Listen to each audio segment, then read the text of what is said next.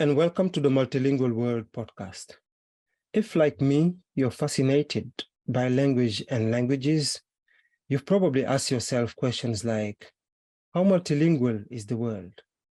Where are the world estimated 7,000 languages spoken, and which countries have the lion's share?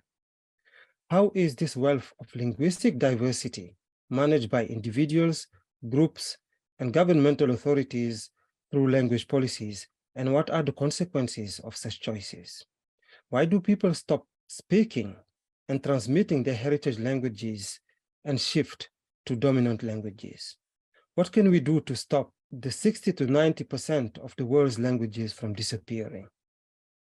To explore these questions and many more, I will be interviewing influential academics and multilingual speakers living in Manchester to discuss aspects of multilingualism in different parts of the world, dispel the myths of inferior and primitive languages, and most importantly, we will discuss how language science contributes to improving access to better education and health, and how central it is to socioeconomic development and to fight social inequalities.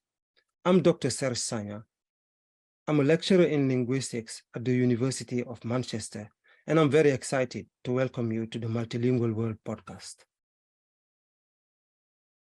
Alors, bienvenue au Multilingual World podcast, un podcast du département de linguistique de l'Université de Manchester, qui a pour but de faire la promotion des recherches en sciences du langage et des travaux des linguistes. Elle a aussi pour but de montrer l'utilité des travaux des linguistes dans le développement socio-économique et surtout dans un monde multilingue. Mon nom est Serge Sagna, je suis enseignant-chercheur à l'Université de Manchester et aujourd'hui j'ai le plaisir d'accueillir mon collègue Nicolas Kent du laboratoire du Lacan au CNRS à Paris.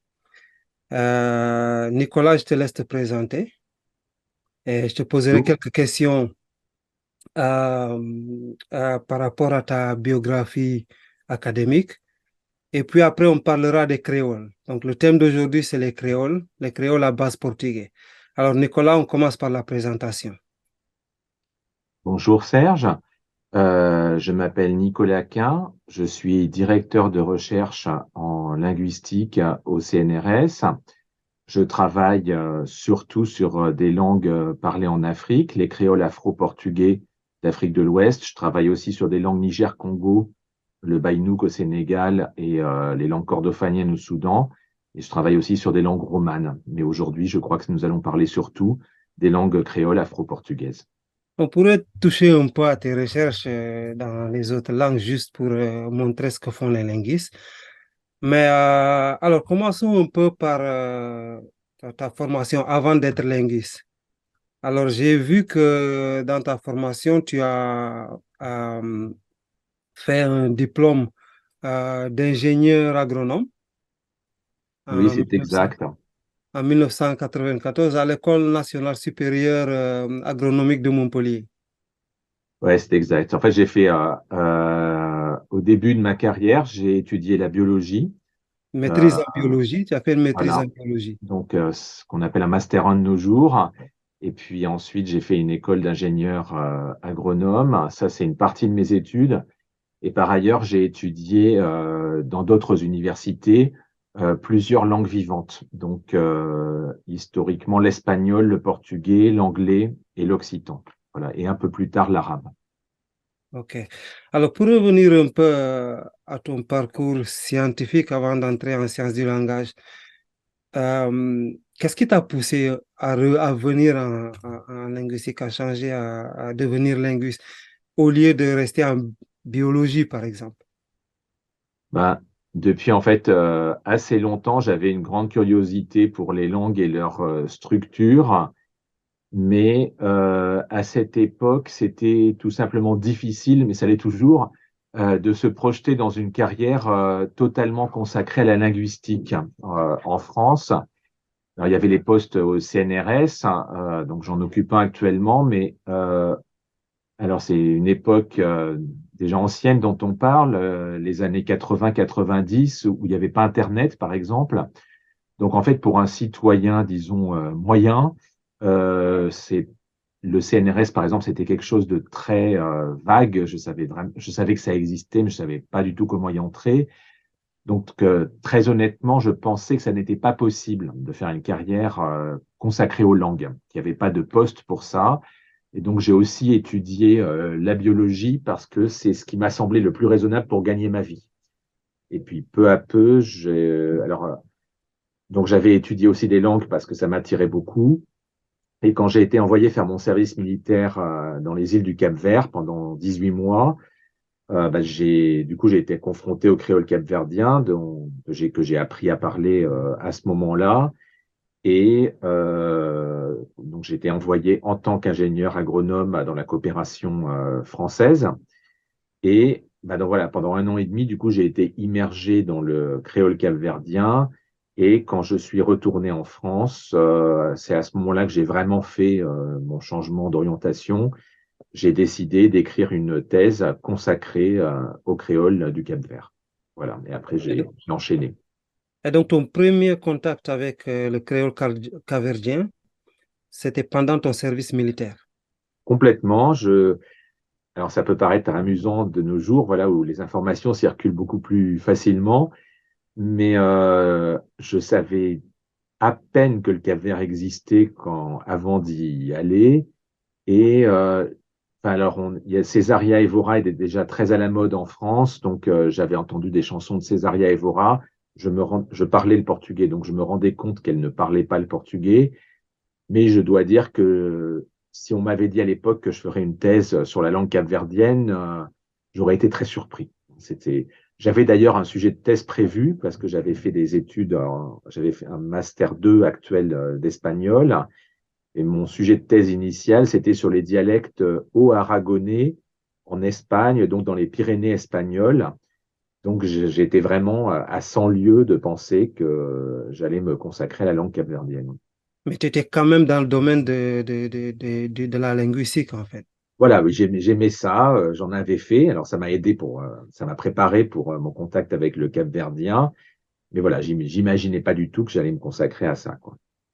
Alors, plus tard, tu publies un dictionnaire du capverdien français, c'est ça? Voilà, et capverdien En portugais. 1999. Voilà. Et même, alors, historiquement, même le premier qui est sorti, c'est le capverdien portugais. Alors, le tout premier, c'est un français capverdien en 97. Et Mhm. j'en avais fait un petit qu'on voit moins dans les bibliographies parce qu'il est sorti à Praia, la capitale du Cap-Vert, en 1996. Ça, OK. c'est mon tout premier ouvrage lexical consacré au capverdien. C'est capverdien français. Ça faisait 1800 traits, je crois. Après, j'ai fait un français capverdien en 97, un capverdien portugais en 98, qui est en fait l'adaptation de mon capverdien français qui lui est sorti en 99. Et le dictionnaire capverdien français, c'est un des 3 volumes de ma thèse consacrée à la langue capverdienne. Donc, il y a eu un volume consacré au lexique, un volume consacré à la grammaire, c'est celle qui est sortie ensuite sous la forme grammaire de la langue capverdienne, et un En volume de 2000. linguistique comparative qui s'appelle Le capverdien, origine et devenir d'une langue métisse, où j'ai essayé de comprendre les origines africaines de la langue capverdienne, et puis aussi les liens qu'elle entretient avec d'autres créoles à base portugaise ou espagnole. OK. Donc, c'est en 2000 que tu publies la grammaire du capverdien. Tout à fait.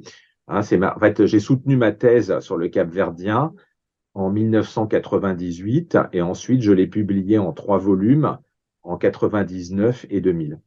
OK. Alors, depuis, donc, tu publies dans plusieurs langues, hein, c'est pas seulement sur le capverdien, Non, mais tu continues encore à faire des travaux sur le capverdien, tu continues à y aller en recherche de terrain. tout à fait. Ma dernière mission a terminé le 9 octobre, enfin, ou le 10 octobre pour mon retour en France, donc c'est assez récent. Il y a six Et, jours. pardon? Il y a 6 jours. Voilà. Donc oui, je vais très régulièrement au Cap-Vert. Alors, j'ai travaillé aussi, je travaille sur d'autres langues, mais après, bon, alors moi, mon approche est essentiellement descriptive.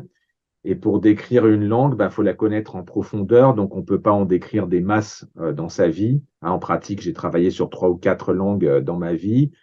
Le capverdien, c'est la principale probablement de ces langues. En nombre de publications, en tout cas, c'est la plus visible dans mon CV.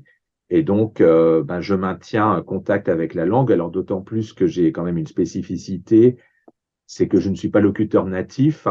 Et donc, ça nécessite un entraînement peut-être plus régulier. Hein. Voilà, faut que je me plonge régulièrement dans la langue. Donc, en pratique, je suis sur le terrain capverdien au moins une fois par an. Une fois par an, OK. Alors, parlons de créole. On va se lancer dans les créoles. Et, nous allons parler aujourd'hui des créoles parlés au Cap-Vert, en Guinée-Bissau, en Casamance, mais aussi du papiamentu parlé dans les Antilles. Alors, Oui. ma première question est de savoir qu'est-ce qu'un créole? Comment pourrais-tu expliquer ce qu'est un créole à un non-linguiste? Alors, un créole, c'est une langue, fondamentalement, c'est une langue qui est apparue d'un coup très rapidement et qui s'est formée à partir de l'apport de plusieurs langues différentes. Alors, c'est le cas, bon, on va commencer par le capverdien, mais on pourra étendre aux autres créoles apparentés. Donc, c'est le cas du capverdien. Alors, le capverdien, c'est un petit peu un cas paradigmatique, puisque quand les Portugais sont arrivés au Cap-Vert, pour autant qu'on sache, en 1460, il n'y avait pas d'habitants au Cap-Vert, donc il n'y avait pas de langue. Et déjà, alors aujourd'hui, il y a une langue qu'on parle au Cap-Vert. Alors il y en a deux. Il y a le portugais qui est la langue officielle, et il y a la langue que à peu près tout le monde parle dans la rue, c'est le capverdien, hein, qui est de loin la langue majoritaire à l'oral. Et donc, un constat simple, hein, le fait d'aller dans la rue et d'écouter ce que les gens disent montre que le capverdien n'est pas le portugais. Hmm. Donc cette langue, elle est apparue. Elle est apparue bien avant le 21e siècle. Hein. Alors les premières attestations qu'on a longues, c'est le 19e.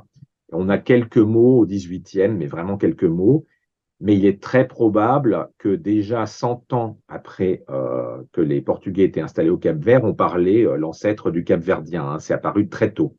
Donc, dès le XVIe siècle, peut-être même dès la fin du XVe, mais en tout cas, dès le XVIe siècle, on est à peu près sûr qu'on parlait une langue différente du portugais au Cap-Vert.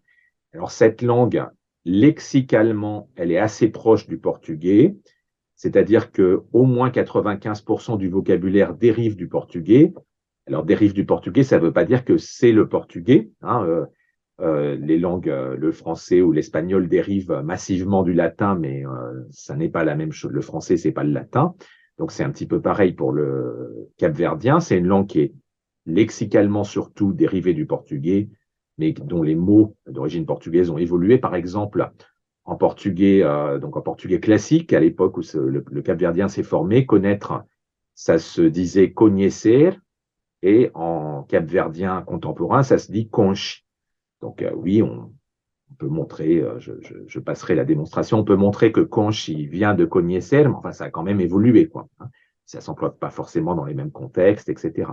Donc, le gros du vocabulaire vient du portugais et il y a un petit peu de vocabulaire qui vient de langues africaines, essentiellement le mandingue, et en l'occurrence le mandinka, c'est-à-dire en fait la variété de mandingue qu'on parle en Casamance et en Gambie, hein, donc la variété la plus occidentale des langues mandingues, et le wolof. Et la troisième langue qui a laissé plus d'un mot, bon, c'est pas beaucoup, mais c'est le temné, hein, qui est la principale, enfin une des 2 ou 3 grandes langues de Sierra Leone et qu'on parle essentiellement dans le nord de la Sierra Leone. Donc ça, c'est pour le lexique, donc massivement d'origine portugaise avec aussi une empreinte de plusieurs langues africaines. Et après, alors pour la grammaire, là, c'est plus nuancé. Alors, il y a des règles qui viennent à l'évidence de la langue portugaise. Par exemple, le pluriel se fait avec le son S, ce qui correspond au portugais classique. Donc, par exemple, homme, c'est homme, et homis, c'est le pluriel de homi, donc le pluriel de homme. Et par contre, il y a des tas de règles de grammaire aussi qui s'expliquent par les langues africaines. Alors, je donnerai un exemple, bon, c'est toujours celui que je donne. Par exemple, on dit je sais, on dit nsabi en capverdien, ou tu sais, on dit boussabi. Boussabi. Donc, bou, c'est tu, et sabi, c'est savoir. Et tu as mangé, c'est bou, koumi. Alors, si vous, Je si vous prends? observez, boussabi, c'est tu sais, donc c'est un présent de l'indicatif en français quand on traduit, Ouais. alors que boukoumi, c'est tu as mangé, c'est un passé. Donc, avec exactement la même flexion, on obtient dans un cas un ancrage présent, Boussabi, tu sais, maintenant, et Boukoumi, un ancrage passé, tu as mangé. Donc ça, si on vient d'un système roman comme le français, le portugais, c'est très dur à comprendre. Par contre, si on prend le Wolof, alors le Wolof, le verbe savoir, c'est ram. Hein, si je dis, ramanga, je crois, tu sais, Ouais. hein, c'est effectivement, alors, donc c'est nga qu'on rajoute à ham, ça Mhm. veut dire tu sais. Par contre, si on prend le verbe lek, manger, leknga, ça veut dire tu as mangé. Ouais. Alors, en Wolof, avec la même flexion, on a dans le cas de manger un ancrage passé et dans le cas Mhm. de savoir un ancrage présent. Donc la même Ouais. chose qu'en capverdien. Ce n'est pas les mêmes éléments, mais du Ouais. point de vue du rapport au temps, ça fonctionne pareil. Alors, pourquoi ça fonctionne pareil? Parce qu'en Wolof, comme en capverdien, et aussi comme en mandingue, c'est-à-dire comme en mandingue et en Wolof, c'est les deux grands substrats du capverdien, ce qui prime dans la flexion verbale, c'est l'aspect.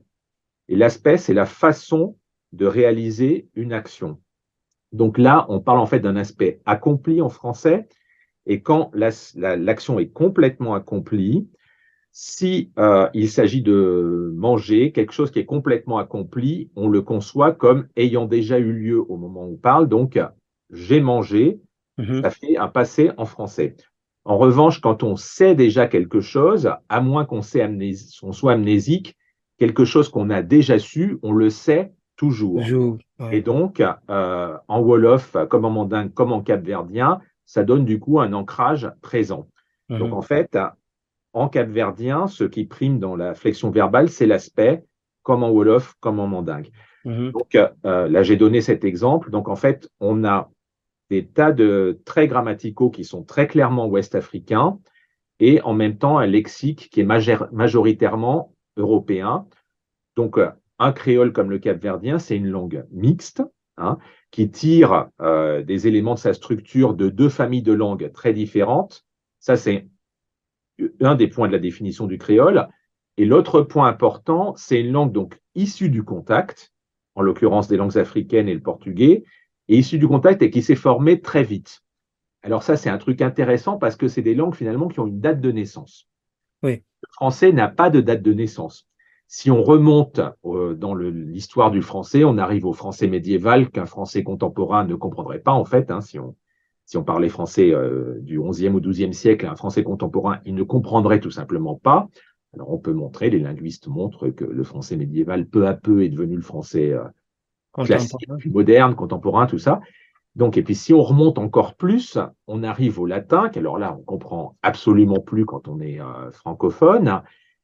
Et puis si on remonte encore après le latin, c'est l'indo-européen qui est l'ancêtre de la majorité des langues parlées en Europe aujourd'hui, etc., etc.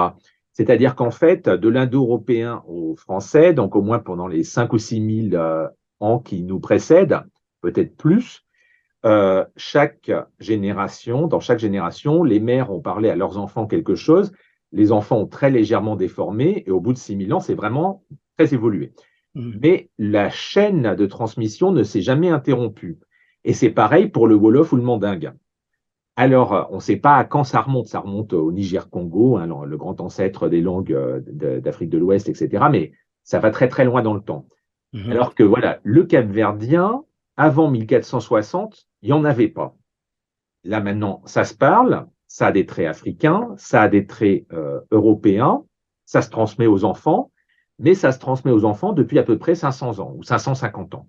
Donc voilà, c'est une langue qui a vraiment, parce que comme il y a deux apports différents qui se sont conjugués, le capverdien, ce n'est pas une langue mandée ou une langue atlantique, la famille du Wolof, et ce n'est pas non plus une langue romane. Alors lexicalement, oui, grammaticalement, beaucoup moins. Donc c'est une langue qui conjugue des apports mixtes et qui est apparue pratiquement d'un coup. Donc ça, c'est vraiment une caractéristique des langues créoles. Hein, OK. le fait qu'elles sont mixtes et le fait qu'elles sont apparues rapidement. Rapidement, à une certaine période de l'histoire. Voilà, et en Et probablement une ou deux générations. ouais, qu'on peut situer en fait de façon relativement précise, Précise. Ouais, tout à fait. ouais, Donc dans c'est l'histoire. quelque chose de surprenant par rapport aux autres langues du monde. Voilà. Ouais. Ce qui me frappe aussi, c'est la ressemblance entre le créole capverdien, avec des variations quand même au niveau des sons. Euh, la ressemblance avec le créole casamançais que je comprends un tout petit peu, que je parle très mal, mais quand même je comprends mieux que je ne le parle, et celui de Guinée-Bissau. Alors, est-ce que tu peux nous dire un peu quel est le lien entre ces créoles, puisque le Cap-Verdien a été créé dans un environnement où, à l'origine, en tout cas de ce qu'on sait, il n'y avait pas de population africaine. Donc, je suppose qu'une population a dû être transportée là-bas. Alors, qu'est-ce que tu peux nous dire par rapport à la Alors, bon, création de ces créoles et à leur lien? c'est des grands débats, hein, la genèse les Exact. origines des créoles bicéens, donc parlés en Guinée-Bissau, casamançais au sud du Sénégal et capverdien. Et puis donc le papiamento, qui est un créole mixte à base hispano-portugaise, qui est parlé dans les îles ABC. On reviendra sur le papiamento, mais on commence par On l'Afrique de commence par l'Ouest d'abord. l'Afrique. Alors, ce qui est absolument sûr pour quand on analyse ces langues d'un point de vue systématique, c'est Mhm. qu'elles sont historiquement apparentées et que cet apparentement historique n'est pas simplement lié au fait qu'elles partagent des éléments issus du portugais. Alors, on tend à dire, il y a une sorte d'école de pensée qui tend à dire, oui, c'est normal, c'est des créoles des Portugais. Issus du portugais, c'est normal qu'ils partagent quelque chose. Non, mais en fait, ça va beaucoup plus loin que ça. On est absolument sûr que le casamançais, le créole de Guinée-Bissau et les créoles, les différents types de créoles parlés au Cap-Vert partagent un ancêtre commun et que cet ancêtre commun, on peut l'appeler le proto-créole à base portugaise de l'Afrique de l'Ouest, hein, donc le PCAO, quelque chose comme ça. Et alors maintenant, le grand débat, c'est de savoir où il a été parlé d'abord et comment Ouais. ça s'est exporté. Alors là, il y a beaucoup d'idéologie qui vient en compte parce qu'évidemment, chacun aimerait qu'il soit né chez lui. Alors, moi, je pense, mais évidemment, on va dire que je ne suis pas neutre puisqu'historiquement, je suis spécialiste du Cap-Vert. Je pense vraiment que le créole s'est formé en tant que langue maternelle, en tout cas, au Cap-Vert. Et le grand argument pour ça, c'est que les îles du Cap-Vert ont été peuplées dès la fin du XVe siècle. Hein. Je crois que pour le premier peuplement des îles du Cap-Vert, c'est 1466, donc 6 ans après la découverte des îles, alors que les premiers comptoirs portugais, donc les premières installations permanentes sur le continent, ça remonte à la fin du XVIe siècle. Hein, c'est le premier comptoir portugais en fait sur le continent, c'est Cacheu, c'est la ville de Cacheu au nord de la Guinée-Bissau, et on pense que Pas c'est loin de entre, la Casamance. pardon, Je dis pas loin de la tout à Casamance. fait. Et on pense que le cachet a été fondé entre 1590 et 1600. Donc, mettons 1595. Donc, quand même 130 ans après le peuplement du Cap-Vert. Donc, il est très probable qu'il y a déjà des formes mixtes luso-africaines qui ont été parlées sur la côte africaine avant, parce qu'en fait, les navires portugais transportaient sans arrêt des gens. Hein. Donc, les Portugais, alors si je me rappelle bien, la grande date à retenir, c'est 1437 ou 1438. C'est le moment où les Portugais doublent le cap de Bojador, qui est au sud du Maroc ou du Sahara occidental. Et donc, avant, alors, il y avait des tempêtes ou je ne sais pas quoi. Donc, c'était vraiment l'endroit qu'ils n'arrivaient pas à dépasser. les navigateurs portugais, donc quand ils ont dépassé le cap Bojador, ils sont arrivés en Afrique subsaharienne. Là, ils ont fait deux grandes découvertes. Alors, bon, bah, ils ont découvert des côtes qu'ils ne connaissaient pas, puisqu'ils n'avaient jamais réussi à passer ce fameux cap. Et deux, ils ont fait une grande découverte linguistique. Ils ne pouvaient pas communiquer avec les gens. Parce que tant qu'ils étaient au nord du cap Bojador, alors il y avait aussi des Berbères qui ne parlaient pas arabe, mais en tout cas, il y avait au moins quelques Berbères qui savaient un peu d'arabe. Donc ça, les Portugais, les Arabes, ils connaissaient, puisque depuis le Moyen Âge, ils étaient en contact avec des gens de langue arabe, tantôt en guerre, tantôt en échanges commerciaux, mais en tout cas, ils avaient des traducteurs arabes. Voilà. Dans les bateaux, il y avait des gens qui traduisaient arabe-portugais. C'était prévu. Voilà, les bateaux portugais partaient avec des gens qui faisaient la traduction arabe-portugais. Donc, quand ils arrivent au sud du Cap Bojador, il n'y a plus personne qui parle arabe, donc ils ne peuvent pas parler aux gens. Et là, ça fait un autre défi parce que même en voulant commercer, enfin, entrer en relation, alors c'était surtout commercial au début, mais même en entrant en relation commerciale sans parler, ce n'était pas possible. Donc, dès les premières expéditions, les Portugais laissent des marins monter sur leur bateau et des marins ou des gens qui pilotaient des pirogues, et en fait partent avec eux à Lisbonne. Quand ils arrivent à Lisbonne, ils les laissent sortir du bateau et ils les laissent se débrouiller à Lisbonne. Donc en fait, finalement, ils font une sorte de programme d'immersion linguistique. Donc les gens, ils se débrouillent pour les Africains qui sont transplantés à Lisbonne, ils se débrouillent pour survivre pendant l'année ou les 2 ans qui séparent le retour du bateau de la prochaine expédition portugaise. Et pour survivre, ils sont condamnés à apprendre le portugais. Donc, à la prochaine expédition, les bateaux portugais embauchent ces Africains comme matelots. Et du coup, ils ont des interprètes. Donc, en fait, la naissance des créoles, ça commence comme ça. Parce que ces gens qui ont appris le portugais à Lisbonne, évidemment, ils ne l'ont pas appris dans des écoles de langue à 6 heures par jour avec des remarques sur le verbe, etc. Donc, ils ont appris comme ils ont pu.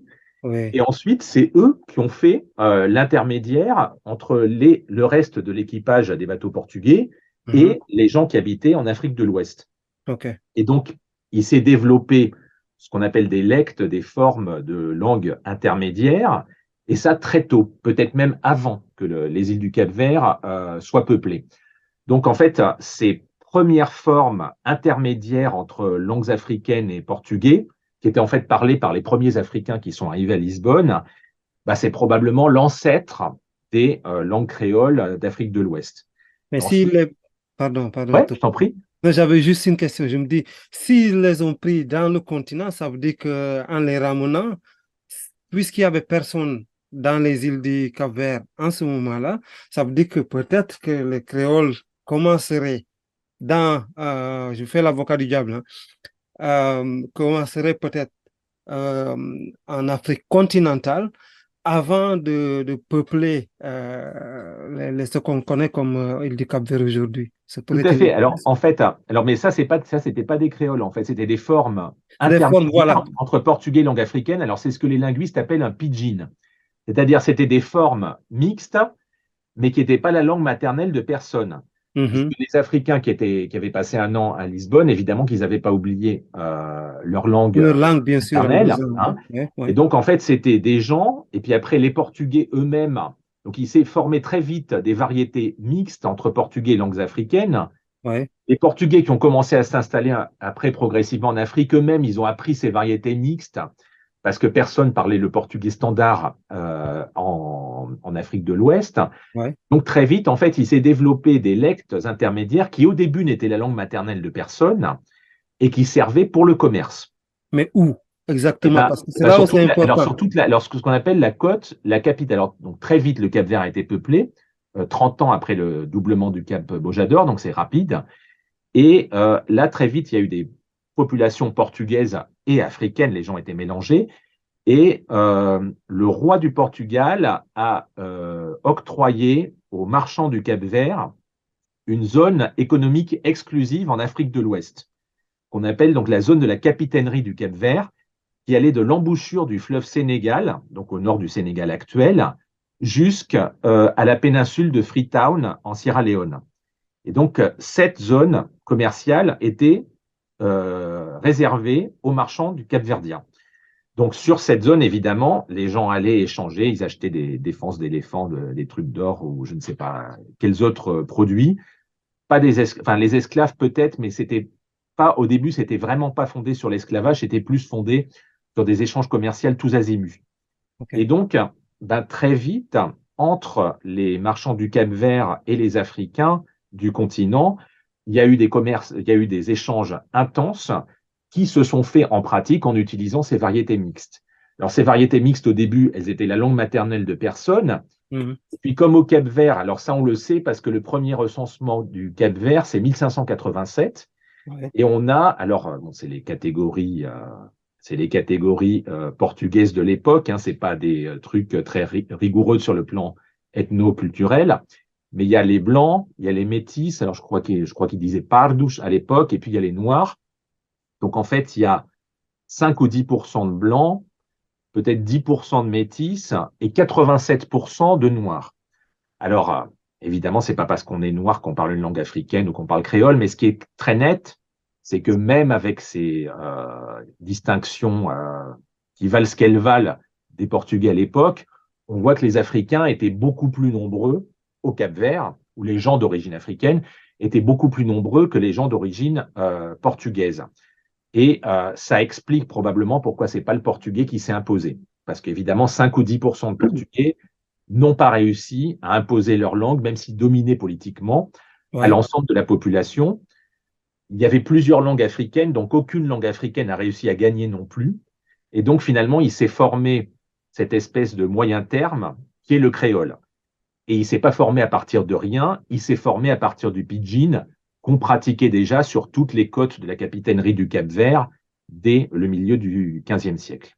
Voilà. Donc, on pourrait dire que le créole, le créole est peut-être né de façon simultanée parce que les premiers interprètes qui reviennent sur le continent.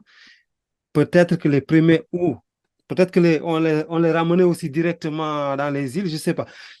C'est un peu difficile de voir, en Tout à fait, le fait. mouvement des Alors, populations, parce que c'est ce qui, si on parlait pas de linguistique, j'aurais eu beaucoup plus de questions sur le mouvement des populations, mais bref, on va faire Alors, abstraction. c'est pas facile. Alors, ce qui est à peu près sûr quand même, c'est que comme langue maternelle, ça a été implanté probablement d'abord au Cap-Vert. OK. Après, là, par exemple, à Cacheo, alors à Cacheo, c'est la fin du 16e. Ce qu'on sait, par exemple, pour le créole casamançais, là, on est à peu près sûr, c'est que le créole casamançais, lui, il est historiquement dérivé du créole de Cacheo. Parce que OK. Ziguinchor a été fondé, je crois, en 1642. Et c'est marqué, enfin, on a des textes, il a été fondé par des marchands de Cachéo. Donc en OK. fait, c'est le créole de Cachéo qui a été exporté par la communauté chrétienne arrivée de Cachéo directement à Ziguinchor. Et donc par exemple, le créole casamançais, historiquement, c'est un sous-produit du créole de Du Cachéo. créole de Cachéo. Voilà. Donc, et alors après, ce qu'on voit justement quand on compare les différentes variétés du continent et des îles, on voit qu'elles sont apparentées parce qu'elles partagent. Alors, elles partagent. Alors, j'ai fait moi des articles dessus, c'est assez amusant. Elles partagent par exemple du vocabulaire africain, toutes. Donc, donc elles partagent des éléments wolof, elles partagent des éléments mandingues. Donc, par exemple, le wolof, enfin maintenant oui, mais jusqu'à très récemment, on ne le parlait pas au sud de la Gambie, hein, au sud Ouais. de la rivière Gambie. Donc, si les mêmes éléments Wolof se retrouvent au Cap-Vert, à Ziguinchor, à Caché ou à Bissau, c'est que ça remonte à un ancêtre commun. Hmm. Cet ancêtre commun, c'est pas le portugais, puisque le portugais, c'est pas le Wolof. Ouais, ouais. Donc, s'il y avait une langue mixte qui combinait des éléments portugais et des éléments Wolof et qui explique l'origine de tous ces créoles, c'est bien qu'il remonte à un stade commun. Alors Hmm. après, l'endroit exact où était implanté ce stade commun, c'est sujet à débat. Ouais. Mais voilà, ces créoles se ressemblent parce qu'ils sont historiquement apparentés et que leur ancêtre commun est distinct du portugais. C'est un proto-créole de l'Afrique de l'Ouest. Voilà. Et donc, tu disais tout à l'heure que on y retrouve des éléments grammaticaux du Wolof, Voilà, du du mandingue. Manding et du Temne. Alors, le temné, c'est lexical. C'est le temné, c'est lexical. Voilà, Ok. les deux langues qui ont marqué grammaticalement le créole, ça semble vraiment être par ordre d'importance, le mandingue puis le wolof. Et alors, le temné, on le mentionne souvent comme troisième grande langue, parce que voilà, alors après, on a identifié des fois, je parle là plus du cap-verdien, hein, en casamançais, il y a beaucoup plus de mots baïnouk, par exemple, Oui, mais, j'allais en venir. voilà, mais si on fait le dénominateur commun de toutes ces variétés et langues, ah, dans le proto-créole, on a un mot, je crois, baïnouk, un mot peul, et encore, c'est pas très sûr.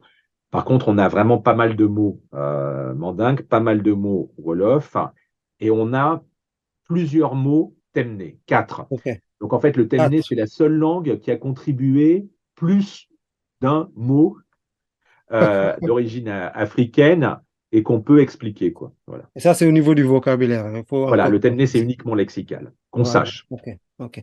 Mais alors, quand tu descends un peu vers la Casamance et la Guinée-Bissau, je m'attends à ce qu'aujourd'hui, quand tu analyses ces créoles, tu verras un apport lexical beaucoup plus varié avec, tu as parlé du Bainoung, mais je pense de la Guinée-Bissau, tu auras peut-être le Balant, le Manjac, Bah, c'est- peut-être d'autres langues locales.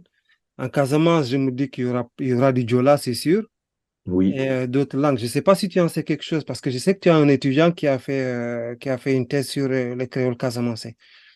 oui, voilà, j'ai même deux étudiants qui ont fait des thèses Deux sur le études. Ah créole oui, pardon, il casamançais. faut pas que je. Mais Heureusement que je n'ai pas dit de nom, donc je connais les deux noms. Noël Bernard Biagui et Jean-François Nunez. Nunez.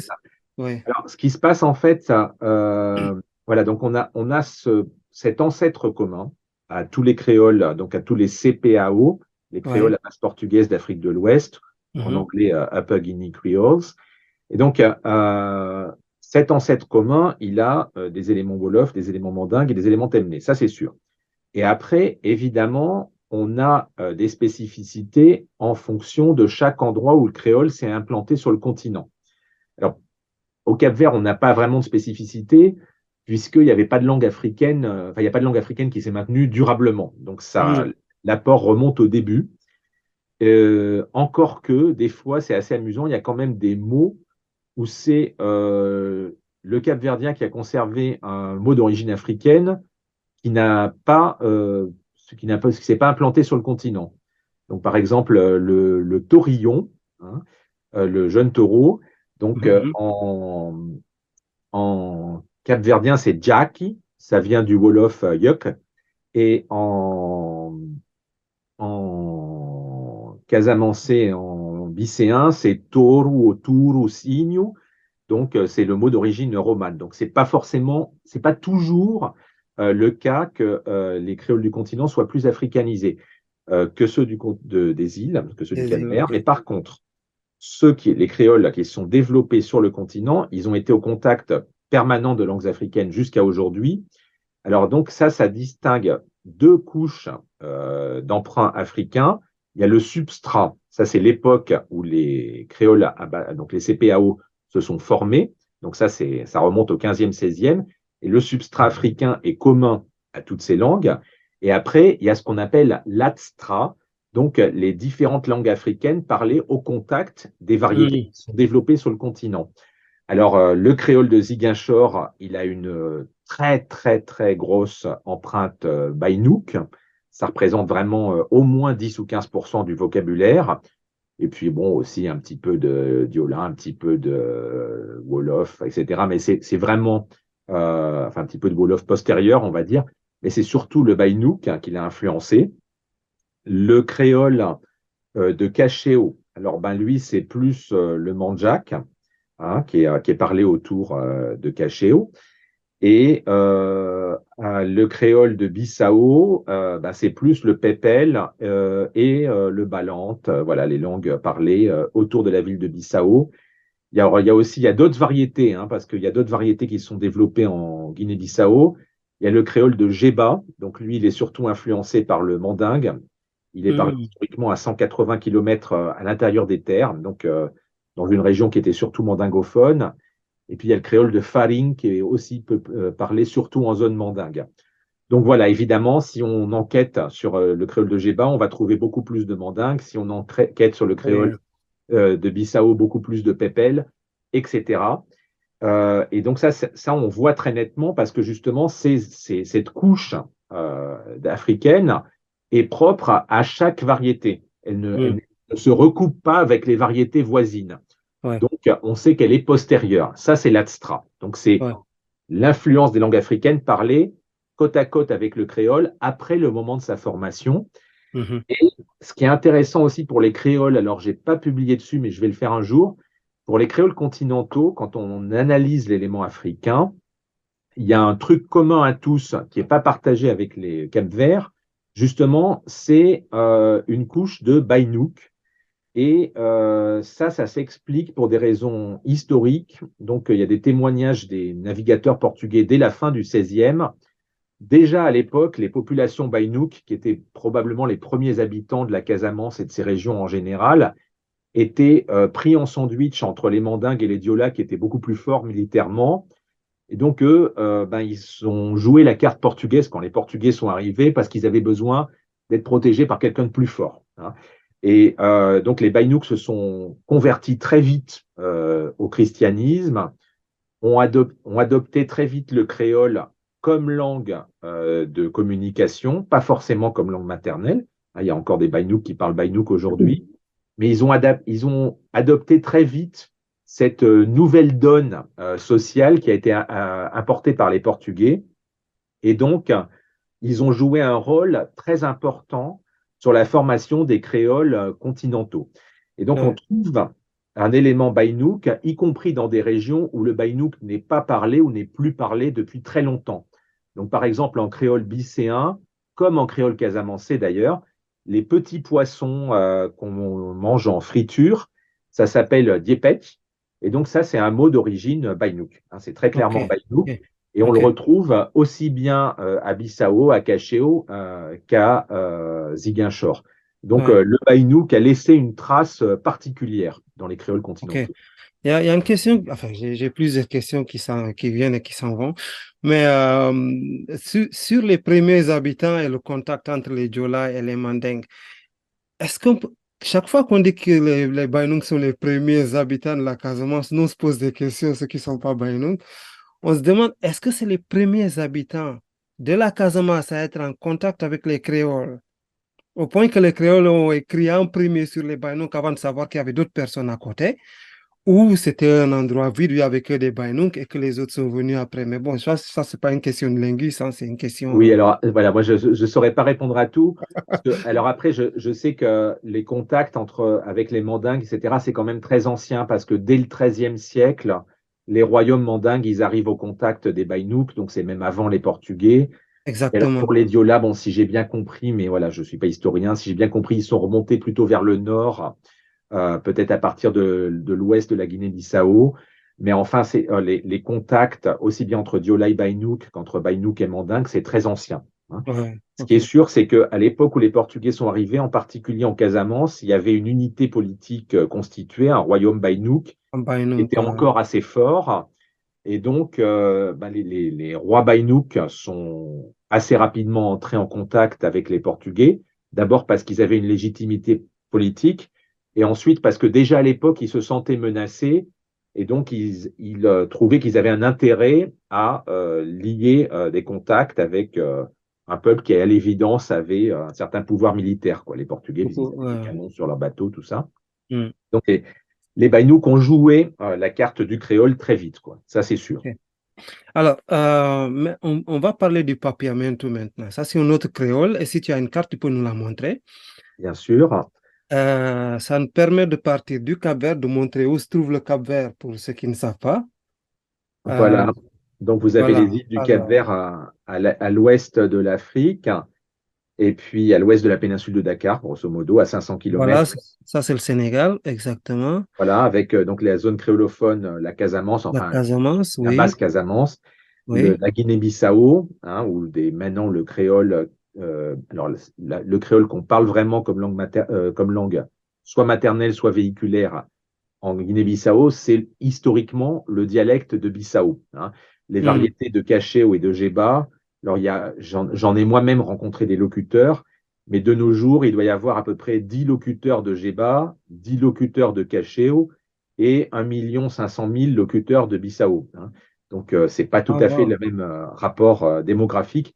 Même OK. à Cacheo et à Géba de nos jours, le créole qu'on parle, sauf quelques personnes âgées, n'est pas le créole traditionnel de ces endroits, hein. C'est la OK. variété de Bissau qui a tout recouvert. Donc voilà, en Casamance, c'est des variétés beaucoup plus locales. Et puis ensuite, on a ce fameux papiamento qui est parlé dans les îles ABC. Complètement à gauche, disons, de la carte, quoi. Voilà. Donc c'est les Ouais. Antilles néerlandaises, c'est Les Antilles. Aruba, Bonaire et Curaçao, À hein. côté du Venezuela. Voilà, à OK. 30-40 km au nord du Venezuela. Donc dans des îles qui, depuis 1634, donc ça commence quand même à faire longtemps, appartiennent aux Pays-Bas. Mhm. Mais dont la majorité de la population parle au quotidien un créole afro, alors Afro. afro-portugo-espagnol. Voilà, on va dire. Espagnol. Alors, c'est ce qui est intéressant parce que là, on a un créole qui a des éléments portugais et des éléments de l'espagnol. Oui, Mais est-ce que tu peux nous dire un peu, tu peux nous parler un peu du lexique, mais aussi de la grammaire et du lien avec qui pourrait exister, parce que je pense qu'il y a une hypothèse qui dirait qu'il y a un lien entre ce créole-là parlé dans les îles ABC et les créoles parlés en Afrique de l'Ouest. tout à fait. Alors moi, je suis un fervent partisan du lien. Enfin, je pense que le lien existe. J'y ai OK. même consacré une partie de ma thèse doctorale. Voilà, tu peux nous l'expliquer alors. Voilà. Et puis, enfin, il y a trois personnes qui ont vraiment travaillé en profondeur sur ça. Il y a Franck Ephraim Martinus, qui était un linguiste curaçolen. Mhm. Il y a moi, et donc je parle chronologiquement, et puis il y a Bart Jacobs, qui est un linguiste néerlandais. Donc on est les trois principales personnes à avoir consacré des ouvrages conséquents à la comparaison entre le papiamento, le capverdien et les créoles de Guinée-Casamance. Alors, Alors, est-ce que historiquement, je je pense peux qu'il n'y a pas... juste Pardon? je peux juste te couper pour une seconde. La première fois que j'ai entendu Papiamento, ça m'a frappé parce que d'abord, il est parlé très, très loin. Papia, avec le peu de créole que je comprends de Casamance, Papia, c'est parler. Tout à fait. Mento, c'est comme un suffixe. Bon, je sais pas, je sais plus, je l'ai pas analysé pour savoir comment le définir. Mais je reconnais quand même certains mots qui ont cette fin, quoi. Cette fin Voilà. de mots, quoi. Alors, c'est très surprenant. Alors, papia, oui, ça veut effectivement dire parler en papiamento. Ça veut dire papia, c'est parler aussi en créole capverdien, en tout cas du Sud. Et en Guinée-Bissau et Casamance, c'est aussi papilla. Donc, on a des éléments communs. Alors, celui-là, évidemment, il est frappant puisque c'est le nom de la langue des îles ABC. Mais il y en a beaucoup d'autres. Par exemple, le verbe aller, dans toutes ces langues, n'est pas dérivé de l'infinitif du portugais, qui est ir. Il est dérivé alors soit de l'impératif de deuxième personne, à mon avis, c'est ça, soit de la troisième personne du présent du singulier, donc vai en portugais. Ça a donné bai en Guinée-Bissau et en Casamance, Casamance, vai oui. en Cap-Verdien et bai aussi en papiamento. Donc ça, par exemple, c'est intéressant parce que dans toutes ces langues, on a pris cet impératif du portugais vai pour former le verbe aller, alors que Hmm. dans la plupart des cas, les verbes de ces langues créoles sont dérivés de l'infinitif. Donc on a un comportement idiosyncratique pour la formation du verbe aller qu'on retrouve dans ces trois langues. Et on a même, alors il y en a beaucoup moins, mais on a même des éléments africains qui sont partagés par les trois langues. Donc, par Hmm. exemple, être accroupi, en créole de Casamance, je crois que c'est Yongoto ou Diongoto. Ouais, En quelque chose comme capverdien, ça. c'est Diongotu. Et en papiamento, c'est Yongota. OK.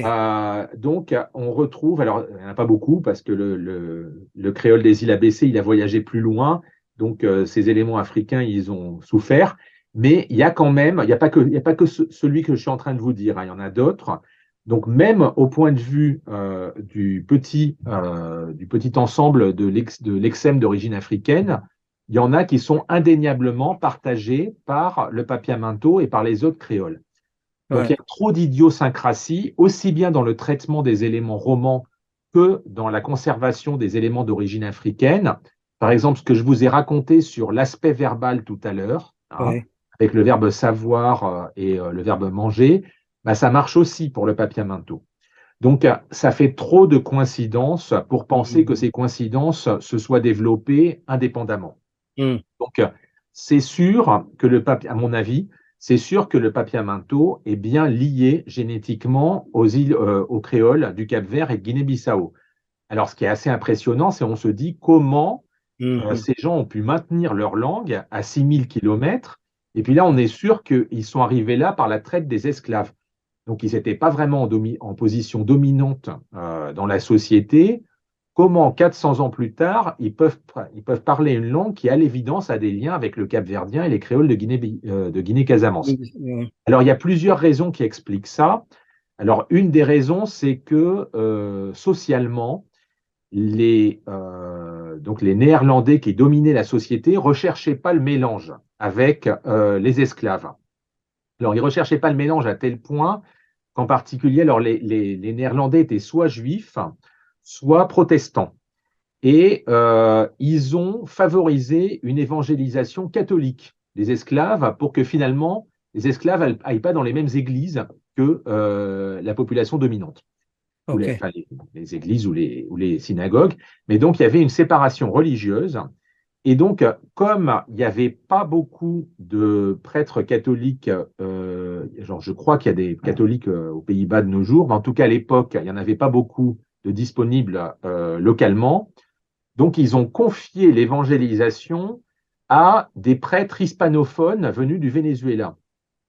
Donc, OK. ça a permis en fait probablement de préserver la partie romane, lexicale du papiamento, hein. C'est qu'en fait, les dominants néerlandophones n'ont pas cherché à assimiler linguistiquement les esclaves, ils ont cherché au contraire à les laisser à part et Mhm. ils ont confié leur instruction religieuse, mais à l'époque c'était surtout l'instruction religieuse qui existait, il n'y avait pas d'école pour les esclaves, donc à des gens qui étaient hispanophones. Alors, ça explique aussi pourquoi le papiamento a une telle proportion d'éléments d'origine espagnole. Ouais, non, Parce qu'en exactement. fait, quand on regarde, alors je me suis amusé à faire le décompte, donc quand on regarde par exemple les fameux 100 mots de la liste de Swadesh, donc on en pense ce qu'on veut, mais enfin disons que c'est un instrument pour évaluer le lexique, enfin je l'ai fait. Donc Ouais, on prend les 100 mots de la liste de Swadesh pour le papiamento. ouais. On a 5 ou 6 qui viennent du néerlandais, c'est normal, il y a quand même une influence néerlandaise. Il Uh-huh. y en a 7 ou 8, peut-être 10 qui viennent du portugais indubitablement. Mhm. Il y en a 45 qui sont, ou 40, enfin par là, qui sont indubitablement d'origine espagnole. Et il y en a 40 qui sont soit d'origine espagnole, soit portugaise, parce que, bon, par exemple, le verbe canta, chanter, ben, en espagnol c'est cantar, en portugais c'est cantar. Bien malin celui qui saura dire si c'est venu de l'espagnol ou du portugais. Mais si on regarde ceux qui sont sûrs d'origine espagnole, ça fait 40-45, et sûrs d'origine portugaise, ça fait à peine 10. Donc c'est évident qu'aujourd'hui, lexicalement, c'est l'espagnol qui domine. Par contre, on est bien obligé de considérer qu'il y en a qui sont d'origine portugaise et de faire quelque chose avec, hein. Et comme par hasard, cela, il coïncide très bien avec la Guinée-Casamance et le Cap-Vert. Ah. Donc, l'impression qu'on a, c'est qu'historiquement, il y a eu un créole portugais qui est arrivé là et qui a été de plus en plus hispanisé Hmm. par l'influence de l'espagnol. Alors, quand on voit la masse de la population aussi vénézuélienne, c'est assez normal. Encore plus quand on sait qu'en fait, toutes les références culturelles religieuses des esclaves qui étaient locuteurs du papiamento étaient à base espagnole, hein. Hmm. Donc, il y a eu probablement une hispanisation progressive de la langue, ce qui explique qu'aujourd'hui, la majorité du vocabulaire est probablement d'origine espagnole, mais qu'il y a quand même un petit noyau portugais qui est là et qui à l'évidence, fait le lien avec les créoles d'origine africaine. Alors, pour l'aspect linguistique, je pense que c'est indubitable qu'il y a des liens communs. Et il y a aussi des liens indubitables avec les créoles du golfe de Guinée, hein, une autre famille de créoles à base portugaise d'Afrique, et qui sont très, très différents des créoles des CPAO dont on est en train de parler. Alors, Donc, il y il s'agit de quel pays, par exemple? a Saint-Thomé et Principe, et puis l'île d'Annobon qui appartient à la Guinée équatoriale. OK. Donc là, il y a une autre famille de créoles à base portugaise, et il y a quelques traits en papiamento qui s'expliquent par cette relation, qui ne s'expliquent pas par la relation avec le Cap-Vert et la Guinée-Casamance. Mais il y a beaucoup plus de traits communs avec la Guinée-Casamance et le Cap-Vert qu'avec les créoles du Golfe de Guinée. Donc les origines du papiamento, c'est très complexe. Il y a Hmm. plein de langues qui ont joué un rôle. Et le rôle de la Guinée-Casamance et du Cap-Vert est très important. Voilà. Et donc, ça, c'est quelque chose de fascinant parce que finalement, c'est comme si les créoles afro-portugais d'Afrique de l'Ouest avaient réussi à s'exporter à 6 000 kilomètres. Exactement, c'est ce qui m'a vraiment frappé en fait quand j'ai lu sur le papiamento il y a 2 ans, quelque chose comme ça. Et, j'ai regardé un peu ce que tu as fait, ton travail, tu me l'avais envoyé d'ailleurs. Et ouais, ça donne envie d'aller faire des recherches sur place, mais bon, on ne peut pas tout faire. Voilà, mais non, mais c'est clair, hein, c'est une zone très très intéressante pour l'histoire des langues créoles. Et puis alors aujourd'hui, il faut dire que c'est partagé, la langue papiamento est vraiment partagée par la quasi-totalité de la population, hein. Alors à l'origine, c'est probablement les esclaves qui l'ont apporté, mais par exemple, je crois qu'historiquement, la première lettre écrite en papiamento, elle a été écrite justement par un membre de la communauté juive, hein. Donc en Ok, fait, absolument toutes les composantes de la population qui habite les îles ABC ont le papiamento en partage. Et puis, c'est une langue écrite, enfin qui s'est développée à l'écrit. Alors moi, c'est quelque chose qui m'a beaucoup surpris quand je suis allé là-bas, ça fait déjà longtemps. Enfin, la dernière fois, ça fait pas si longtemps.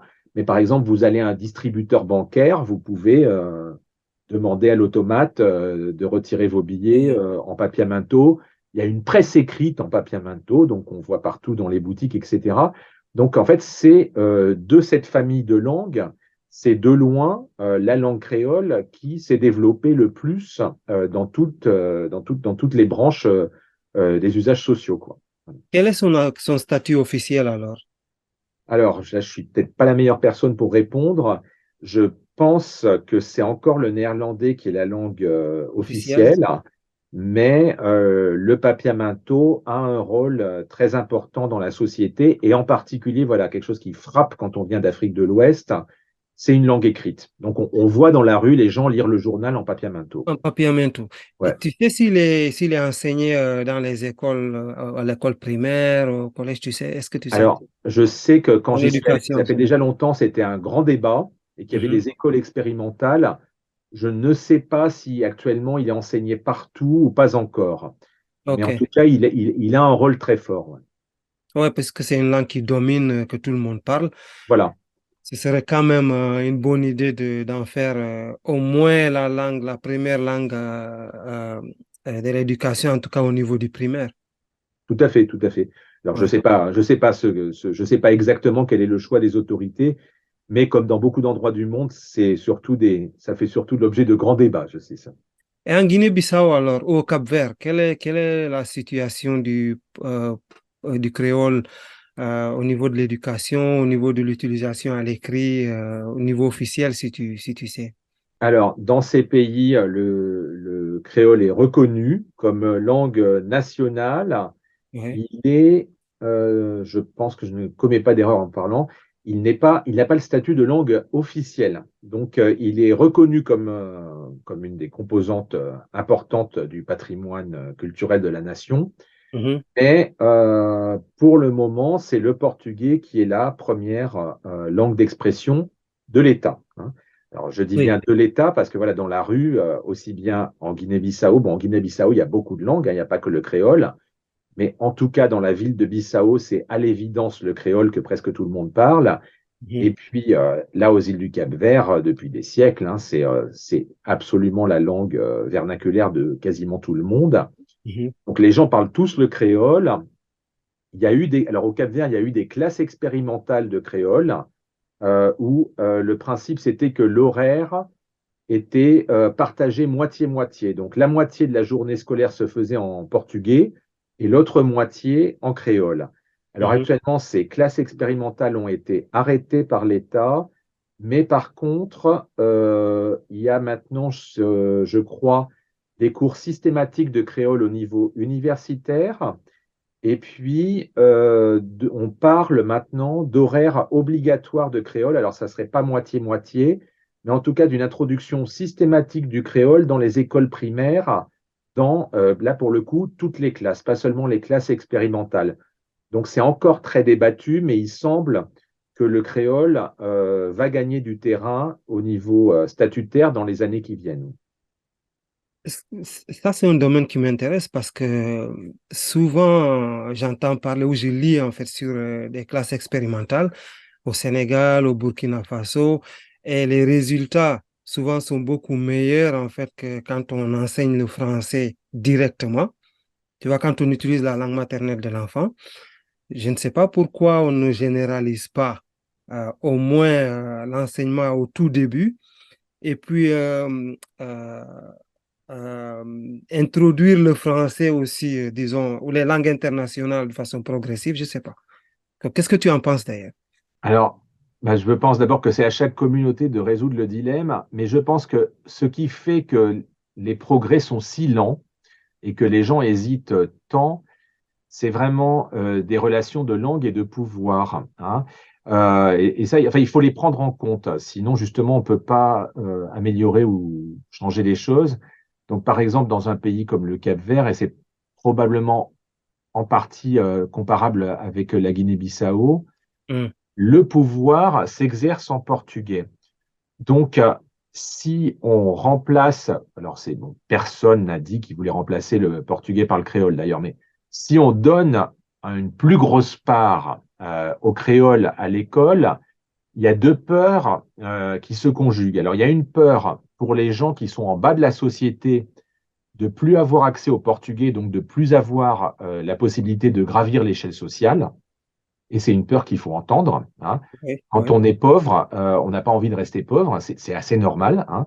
Et oui, donc, les gens se disent, oui, c'est bien joli de nous enfermer dans une langue qui est associée à peu de pouvoir économique, oui, mais nous, ce qu'on veut, comme tout le monde, c'est monter, hein. Et monter, ça se fait plus avec la langue avec, officielle actuelle qu'avec la langue qu'on parle tous les jours. Il y a ça, et après, il y a les gens qui occupent le pouvoir eux-mêmes. Eux, ils sont habitués à avoir le pouvoir en portugais.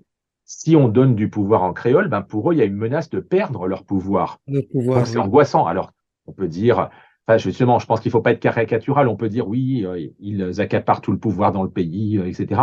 Mais c'est un peu légitime aussi. Si la personne, elle a fait tout son cursus scolaire en portugais, en français, en anglais, je ne sais pas, et puis qu'on lui dit demain, ah ben oui, les règles vont changer, ton cursus scolaire va valoir moins parce que on va augmenter la part du créole, ben, ça fait peur aux gens.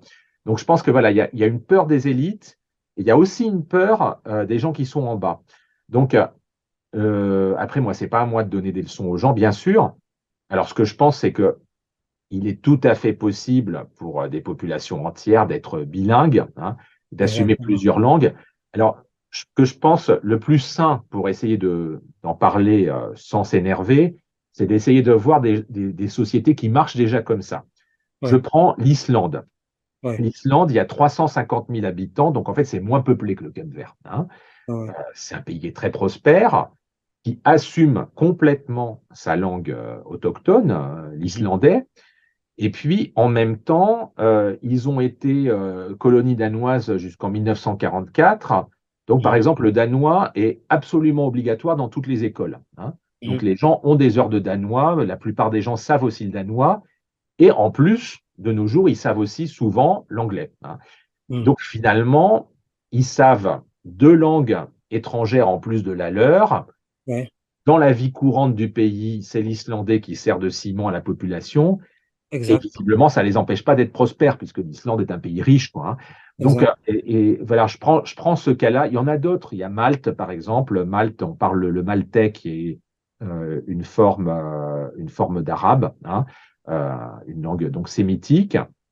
Et puis, après, il y a l'anglais qui est langue officielle. Il y a l'italien qui est aussi une langue de culture traditionnelle.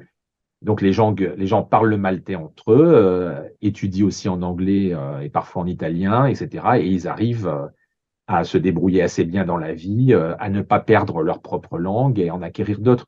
Donc il y a des sociétés comme ça qui aujourd'hui fonctionnent et enfin, pour lesquelles un bilinguisme ou un trilinguisme généralisé semble tout à fait gérable. Donc quand Oui, on voit ça, on se dit que c'est possible. Voilà. oui, il y a Singapour, par exemple. Tu peux prendre Singapour qui a plusieurs langues officielles. Voilà. Hein, non, mais voilà. La Suisse, la Suisse, la Alors, Suisse, Alors, la Suisse, c'est un autre système parce que c'est c'est des zones géographiques, hein. c'est Donc, des zones géographiques, mais c'est une façon de gérer aussi le multilinguisme. complètement, voilà, c'est un État qui n'a pas une langue, hein, voilà, Ah, et qui se débrouille pas mal, hein. Et alors, depuis, ce que je disais tout à l'heure, c'est qu'il ne s'agit pas de remplacer les langues, disons, internationales ou les langues officielles, mais quand on voit que les enfants qui arrivent à l'école, qui parlent une langue locale, sont obligés, sont forcés d'apprendre, de parler une langue qu'ils ne comprennent pas, que la langue d'enseignement est une langue que l'enfant ne comprenne pas, ce que beaucoup disent, c'est que l'UNESCO dit, par exemple, avec le programme de Mother Tongue Education, éducation en langue maternelle, c'est vrai que bon, on peut le critiquer d'une certaine façon, mais l'idée, c'est de commencer, c'est d'aider l'enfant à s'adapter à l'environnement scolaire en utilisant l'outil que l'enfant connaît déjà, et puis progressivement, tu vois, de l'amener vers les langues, disons, on peut dire les langues régionales, et puis nationales, et puis internationales. Mais ça dépend comment on le fait. C'est pas impossible, mais c'est le comment en fait.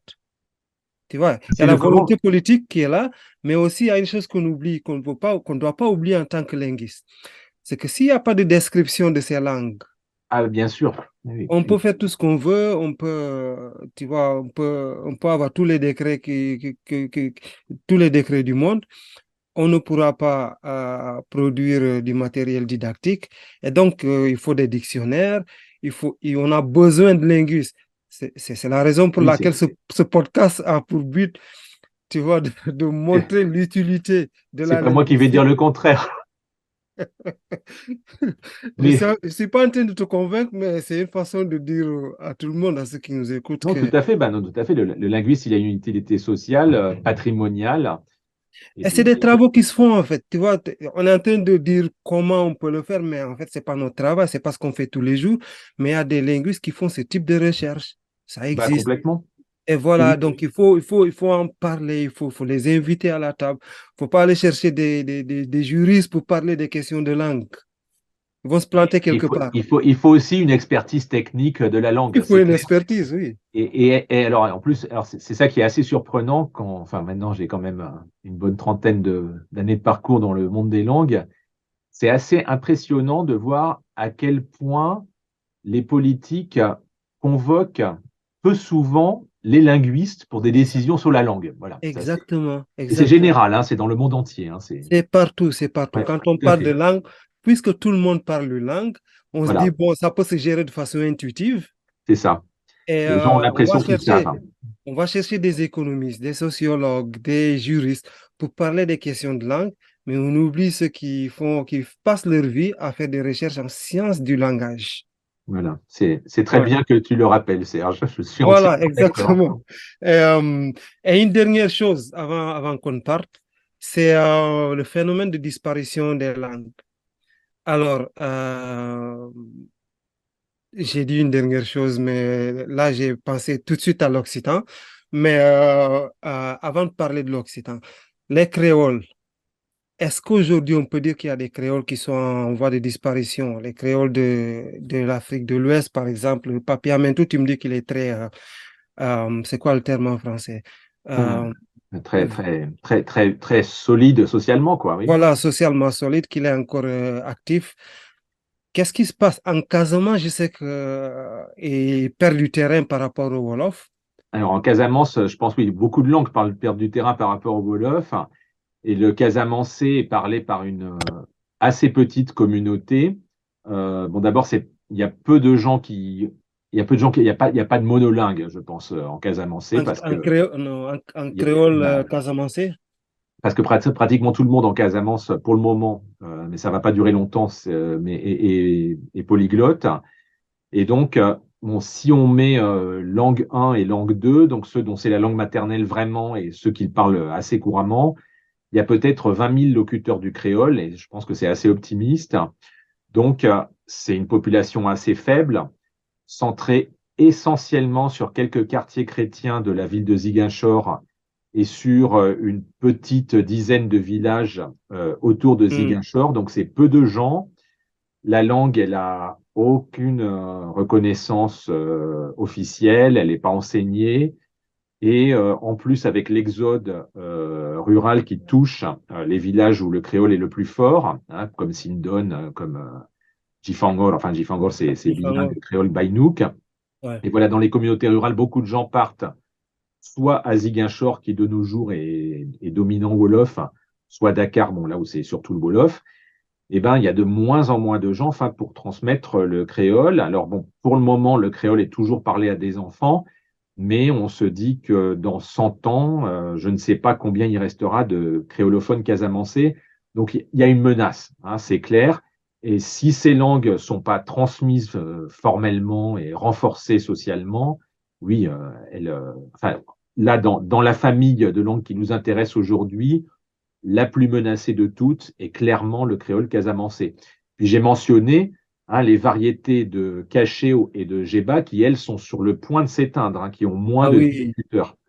C'est-à-dire, alors, on ne le voit pas parce qu'on dit c'est du créole de Guinée-Bissau, mais en fait, le créole de Guinée-Bissau qu'on parle aujourd'hui, c'est la variété de la ville de Bissau. Et donc, les Hmm. autres variétés qui s'étaient développées ont complètement été recouvertes par le bicéen.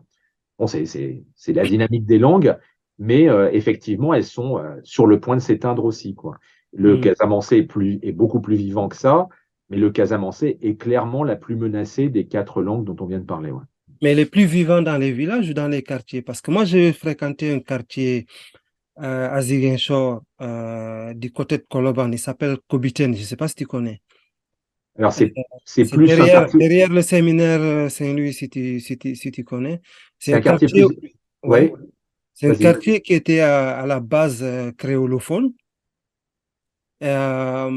Alors, aujourd'hui, je ne peux pas te dire, mais de loin, je me demande, je sais que l'utilisation du créole a diminué avec les jeunes générations, mais je ne peux pas te dire jusqu'à quel point il est transcrit, il faut être transmis. Il faut que je demande à mes amis, mes cousins et cousines qui vivent là-bas, qui connaissent Alors, mieux le quartier que moi. en ville, je sais qu'en ville, il y a quand même un recul très net. Par contre, voilà, dans les villages créolophones, enfin moi je m'y suis rendu quand même à plusieurs reprises. Même aujourd'hui, les enfants parlent créole. Donc Ok, ça ok, continue à se transmettre comme langue vivante. ok. Mais évidemment, une dizaine de petits villages, ça suffira. Parce que Non, si ça disparaît en ville et si c'est pas enseigné dans les villages, ça va pas durer très longtemps quand même, je pense. non, non, non, non. Non, non, le Wolof prend le dessus. Voilà. Ouais. Une dernière chose, tu as fait des recherches sur les langues, sur certaines langues de France, je pense. Oui.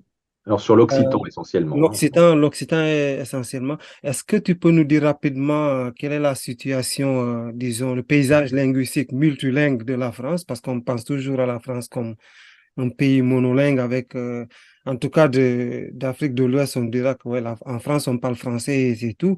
Est-ce que tu peux nous parler un peu du paysage français, un peu, hein, vite fait, de ce que tu en sais, et un peu de ton travail sur l'Occitan. Ben alors en fait, oui, alors la France, forcément, en Afrique de l'Ouest, comme c'est conçu comme la métropole qui impose le français, on a sûrement du mal à imaginer que la France est finalement beaucoup plus proche des pays de l'Afrique de l'Ouest qu'on le croirait, puisqu'il y a beaucoup de langues autochtones aussi, hein. Il y en a au minimum 7 ou 8 en France métropolitaine, sans compter les très nombreuses langues de l'outre-mer. Alors Mm. là, la, la partie du territoire ultramarin qui gagne la palme, c'est la Nouvelle-Calédonie. Je crois qu'il y a 34 langues différentes, donc c'est énorme. Et puis, en France métropolitaine, il y en a 7 ou 8 principales. Donc, il y a le breton qui est une langue celtique, donc indo-européen, mais très différent du français. Il y a le basque qui n'est pas une langue indo-européenne, donc là, c'est complètement différent du français. Il y a des langues germaniques, donc essentiellement ce qu'on appelle le flamand, c'est-à-dire une variété de néerlandais qui se parle tout au nord de la France. Mhm. Donc, il y a une trentaine ou une quarantaine de communes de langue néerlandaise en France. Il y a en Bretagne et en Lorraine germanophone, il y a l'allemand, hein, donc des variétés d'allemand, de francique et d'autres variétés d'allemand qui sont parlées comme langue autochtone. Et puis, essentiellement dans le sud de la France, il y a plusieurs langues romanes. Donc, à la frontière avec l'Espagne, dans la région de Perpignan, il y a le catalan, qu'on parle aussi en Mm. Espagne. En Corse, il y a le corse qui fait partie des variétés d'italien, hein, qui est proche du toscan en fait, hein, donc qui est la langue officielle d'Italie. Et puis, il y a le franco-provençal qu'on parle dans la région autour de Lyon, et l'occitan qui est celle qui a l'air de répartition la plus grande après le français, qu'on parle grosso modo dans le tiers sud de la France. Alors, donc l'occitan, donc moi-même, je suis en partie d'origine occitanophone. Ah oui. Et Et donc, quelle ville pour situer un peu géographiquement ça? alors, disons que l'endroit alors, ma propre variété d'occitan, c'est une variété du sud-est du Tarn, donc à 60 km à l'est de Toulouse, hein. Ok. Et voilà, donc les grandes villes de l'ère occitane, ben, c'est Marseille, Toulouse, Bordeaux, Limoges, Clermont-Ferrand, voilà. C'est tout le massif central et tout le sud, quoi, grosso modo. Et Nice aussi, voilà, c'est une ville qui fait partie de l'ère occitanophone. Alors, de nos jours, par contre, les langues autochtones françaises sont très, très mal en point, hein. La plupart sont très peu parlées parce qu'elles ont été remplacées par le français, en particulier avec le système scolaire et les médias, hein. Mm. C'est ça qui a Mm. vraiment détruit l'usage social de ces langues. Mais alors, c'est assez récent, donc on a du mal à imaginer, mais jusqu'à la Première Guerre mondiale, Mhm. 80% des habitants de ces régions où on parle des langues autres que le français étaient locuteurs donc d'une langue différente du français. Ok.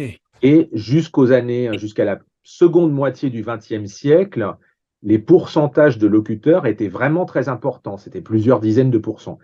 Alors, de nos jours, c'est très peu de gens. Il y a encore des locuteurs maternels de pas mal de ces langues, mais ils sont très peu nombreux et très âgés. Donc, Ok. en ce qui concerne l'occitan, alors il y a différentes. Bon, l'ère occitane doit avoir 15 ou 16 millions d'habitants, et en étant très, très, très optimiste, je pense que c'est exagéré. Il n'y a pas plus de 500 000 locuteurs natifs de l'occitan, hein. Il y en a probablement moins. Donc c'est très peu, hein. C'est moins de 10% de la population totale, probablement moins de 5%. Pour le breton, c'est à peu près pareil. Par contre, les variétés germaniques d'Alsace et de Moselle, et pour le basque, même aujourd'hui, il y a beaucoup plus de proportions de population qui parlent. Donc peut-être qu'en Alsace, c'est 30 ou 40%, et peut-être qu'au Pays basque, c'est 20 ou 30%, quelque chose comme ça. Et au Pays basque en particulier, il y a quelque chose qui est unique par rapport au reste de la France, c'est le pourcentage d'enfants qui apprennent le basque, soit comme première langue, soit à parité avec le français.